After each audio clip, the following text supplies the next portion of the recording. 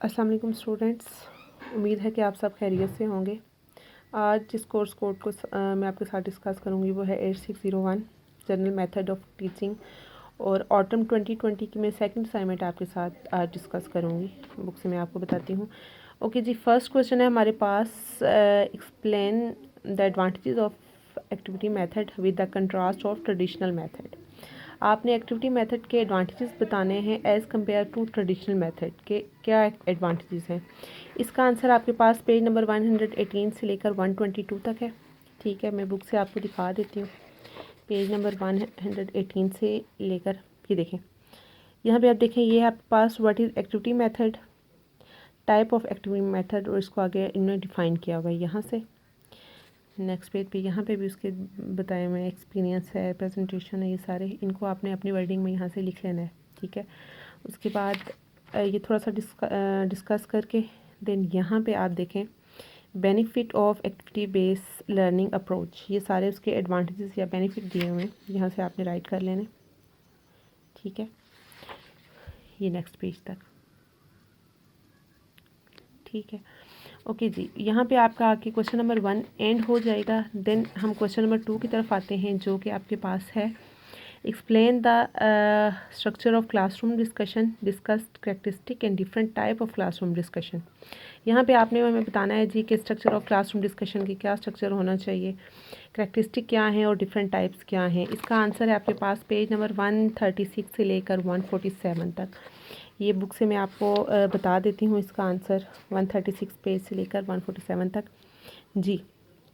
तो यहाँ से आपने स्टार्ट करना है स्ट्रक्चर ऑफ क्लासरूम डिस्कशन, यहाँ से आपने राइट कर लेना है। ठीक है, ये उसके डिफरेंट ग्रुप्स हैं, टास्क फंक्शन है और सोशल फंक्शन है, इनको भी आपने अपनी वर्डिंग में थोड़ा थोड़ा डिफाइन कर देना है। देन नेक्स्ट पेज पे इसी के आ जाएंगे करेक्टरिस्टिक ऑफ डिस्कशन मेथड के, उसकी क्या क्या करेक्टरिस्टिक हैं। ठीक है, तो इसकी आते हैं एक्सपेरिमेंटल लर्निंग आ जाती है, एम्फसाइज ऑन स्टूडेंट्स आ जाता है, फोकस ऑन क्रिटिकल थिंकिंग आ जाता है, ये और आगे इसकी टाइप्स हैं सारी, आगे ये सारी इसकी करेक्टरिस्टिक में आ जाती है। देन यूज़ ऑफ क्वेश्चंस आ जाता है। ठीक है, ये इसकी करेक्टरिस्टिक आ गई है। नेक्स्ट है आपके पास टाइप ऑफ क्लासरूम डिस्कशन। अब क्लासरूम डिस्कशन की कौन कौन सी टाइप होती हैं, इसमें डिफरेंट ग्रुप आ जाते हैं, जैसा स्मॉल ग्रुप हो गया, बस ग्रुप हो गया, आपके पास राउंड रिबन हो गया, इस तरह की। तो यहाँ पे जो आपको दिए हुए हैं ये है आपके पास स्मॉल ग्रुप दिया हुआ है। देन आपका नेक्स्ट पेज पे आ जाएं, बस ग्रुप आपके पास है। देन यहाँ पे टॉकिंग सर्कल आ गया, टॉकिंग टिकट्स आ गया, थिंक पेयर शेयर आ गया आपके पास, और राइट अराउंड आ गया, गाइडेड डिस्कशन मेथड आ गया, ये सारे आपके पास, रिफ्लेक्टिव डिस्कशन मेथड आ गया।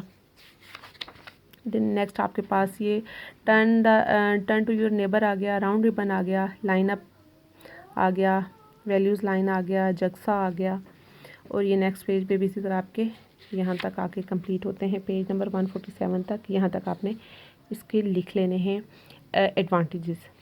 ठीक है, उसके बाद सॉरी डिफरेंट टाइप्स, ये आपके पास टाइप्स आ गई हैं उसकी।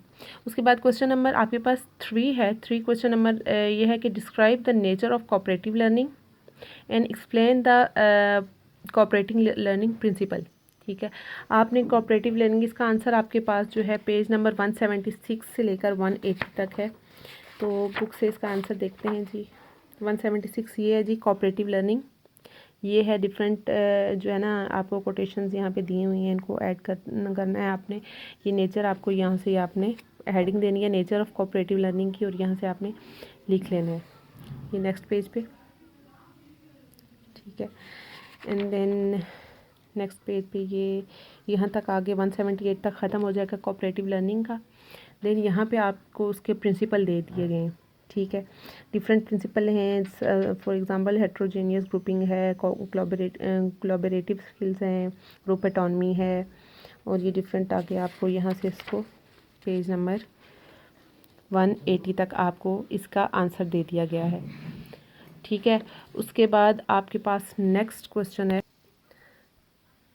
नेक्स्ट क्वेश्चन 4 है, define the term evaluation in student evaluation, also highlighted the importance of student एवल्यूएशन।